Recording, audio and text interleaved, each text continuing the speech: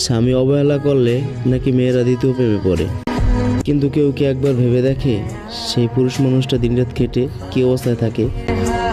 সংসারের চাপ, দায়িত্বের বোঝা এসব নিয়ে যখন সে ক্লান্ত হয়ে পড়ে, কিছুই ভালো লাগে না। তখন তার মন চায় একটু শান্তি, একটু নিঃশ্বাস নেওয়ার সুযোগ।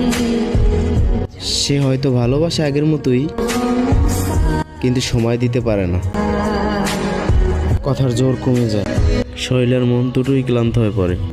আর ঠিক তখনই বলা হয় আমাকে অবহেলা করে। অবশেষে অবহেলা আর ক্লান্তির মধ্যে পার্থক্যটা কেউ বুঝতে চায় না। ভালোবাসা কিছু সময় শুধু সময়ের হিসাব নয়, অনেক সময় নীরব দায়িত্ব আর নিঃস্বার্থ ত্যাগের নামই ভালোবাসা হয়।